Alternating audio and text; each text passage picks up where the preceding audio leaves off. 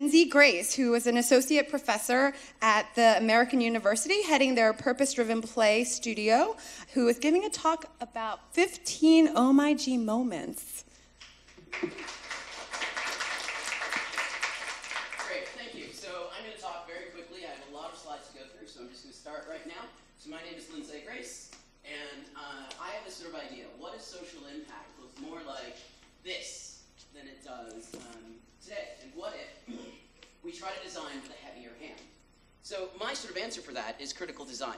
And the parents of critical design are Fiona Raby and Anthony Dunn. And they design objects like this. This is the atomic mushroom plush toy. And if you think about it, it's really interesting to ask questions about what it means to hug an atomic mushroom.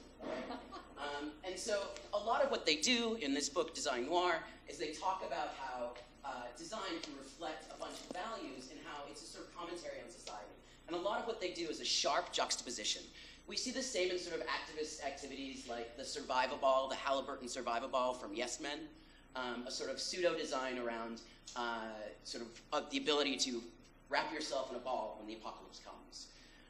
And so what I think is really interesting is a lot of game designers are starting to adopt these critical game design approaches.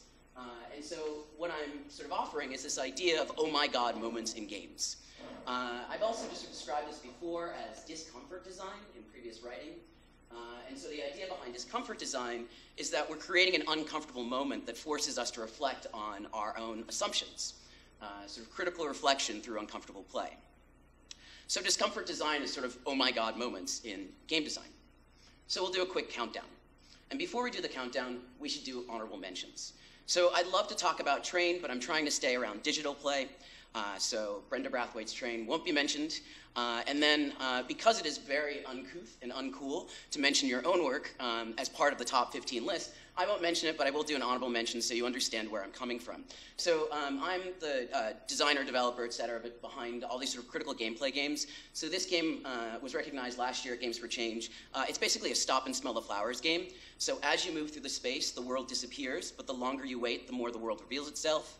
And then Big Huggin' is another game I did. Hug a giant teddy bear in order to help him past his obstacles. All you really need is love. And then Black Like Me is actually a kind of reflection on stereotype and our assumption that color is a good means for matching. So this game basically thwarts discrimination by color by luring people into a scenario that becomes impossible. So you have to sort of find another way to match these tiles. I make these games very quickly, and I've been doing them since 2009. And I've got about 14 games in the collection. I also sort of show them all over the world. So that's me. Let's talk about the top 15 selections. So I'm going to warn you right now, there are spoilers. So if you're really upset, block your ears or walk out of the room. I won't be offended. First game, number 15 is Escape by Bento Smile. The way this game works is that the player is stuck in a well. The answer is really simple, but players are so bound by their expectations that they often fail to understand how the game can be won in seconds. So, for example, the real solution here is just to press the escape key. But people will spend 10, 15 minutes trying to figure out how they can get out of the well by using the arrow keys. You have to burn the rope is another good example of this. So you have to burn the rope. It's so simple that sometimes people don't know what they should do, but the directions are extraordinarily clear. Number 13 is Steamshovel Harry. So classic sort of game scenario here. The world is in dire need of your services, and all you have to do is get through Astronomy 101, Physics 102, and a seemingly endless set of tutorials before you actually get to your mission. Walk Straight is number 12. The way Walk Straight works is that it's a very simple premise. The game asks you to walk straight. If you choose to walk straight, nothing really happens. If you fail to walk straight, that's when your adventure ensues. So you can win the game and do nothing interesting, or you can sidestep and see what else is in the world. This game is actually Don't Kill the Cow, number 11. It's done by one of my former students. The way Don't Kill the Cow works is that you have an NPC who really wants food and gets progressively hungrier.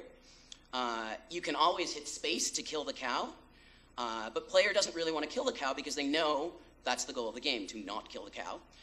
So you have other options. So do you feed the NPC poo because you can collect poo, or do you let the NPC die?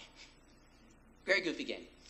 Mary Flanagan's giant joystick, I think, is a really great way to sort of reframe cooperative play and sort of beautiful, oversized joystick experience. So that's number 10.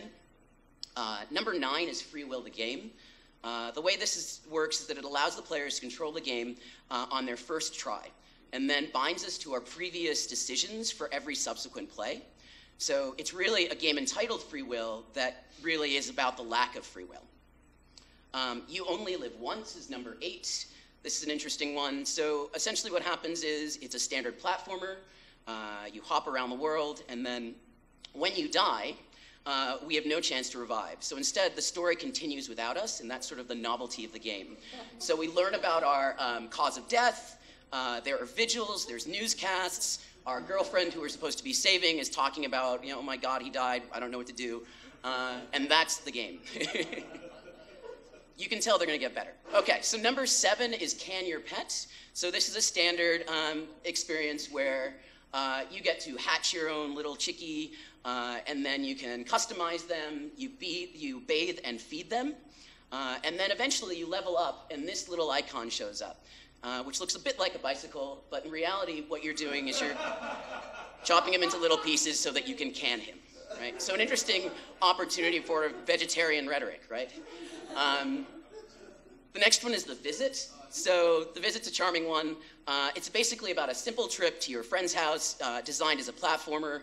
As you walk through, you see these things that sort of look like something you should crush because you've done so many platformers before. They get in your way, you crush them, the police come, you go to jail. While you're in jail, you stay in jail, spending lots of time in jail, and then you spend some more time in jail, and eventually you get out, and you sort of open up in this bleak world. So the bleak world has your house with graffiti on it, you have a foreclosed home, you're a notorious criminal, and it basically gives you one chance to express your apologies. If you fail to express your apologies, then your girlfriend is quite angry at you and she dumps you and kicks you out of the house. So that's that one.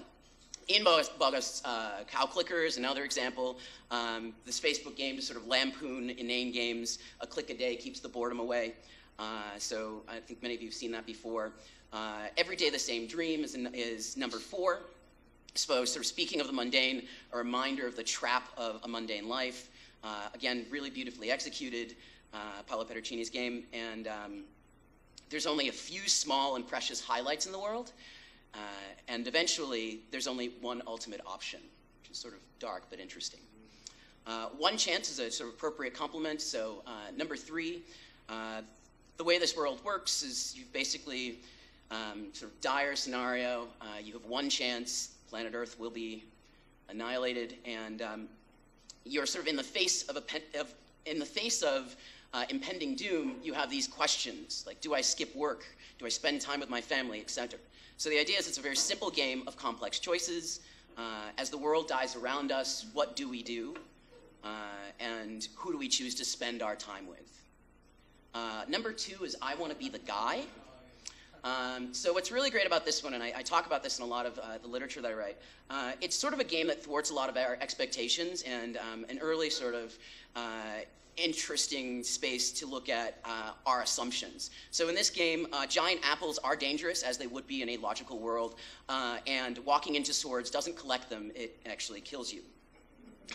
So there's lots of sort of comments about this, constantly reminds us about our assumptions in game worlds, and it knows that it's clearly informed by the past, so there are lots of sprites that we've seen in other games, and we sort of just make sense of it, even when it doesn't make sense.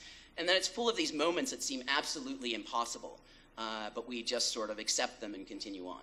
And then drum roll number 1 is actually another Paolo Pedercini game. It's Phone Story. I think this is just fascinating, wonderful, and the really simple concept is it's a game about the dark side of smartphones on your smartphone.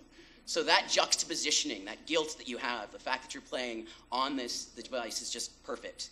So I'll say it again. It's a game about the dark side of smartphone manufacture on your smartphone. It's perfect. That's it. I think I came in within my 10 minutes.